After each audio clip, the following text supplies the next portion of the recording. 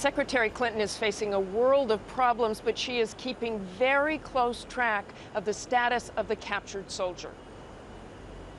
We are attempting to do everything we can to locate him and free him. I mean, it's just outrageous. It's a real sign of desperation and inappropriate criminal behavior on the parts of these terrorist groups.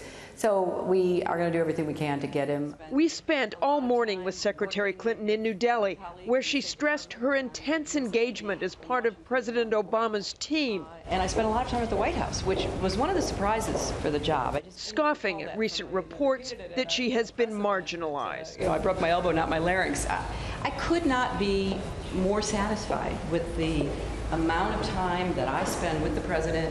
One major problem the secretary faces is North Korea, acknowledging that the Obama administration has changed its approach in just the last month. From the outside, it seems to me that after the latest missile launches, the rhetoric from the United States was dialed back a bit. So we weren't going to give the North Koreans the satisfaction they were looking for, which is to try to elevate them again to center stage. But that's a real shift. I mean, from the beginning of the Obama administration, when they first testing and launches, the rhetoric seemed almost exactly like the Bush administration's, and it didn't do much good. So is it a real shift that you decided to dial back? Well, what we've seen is this constant demand for attention. And maybe it's the mother in me or the experience that I've had with small children and unruly teenagers and people who are demanding attention. Don't give it to them. They don't deserve it. They are acting out in a way to send a message that is not a message we're interested in receiving. Secretary Clinton says she doesn't know whether North Korea will go ahead with a launch of a long-range missile soon, but surprisingly downplayed any threat from the North Korean nation. They don't pose a threat to us. We know that our allies, Japan and South Korea, are very concerned, but we share information. They watch what we watch and understand what's really going on there. Clinton has also changed her approach in trying to free the two young journalists held by North Korea for months now.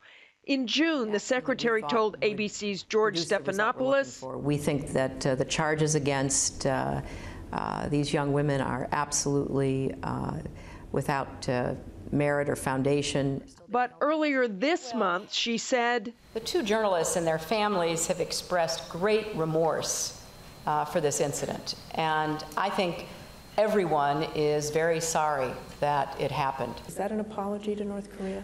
I think it's a recognition of what the young women themselves have said. Our most important goal now is to make sure that these young women get home safely and get returned to their families. And as for Iran, Secretary Clinton said time is running out for engagement. There's a series of choices that Iran clearly has to make, and we're waiting to see whether they will. Is there a red line in your mind when that time limit is up?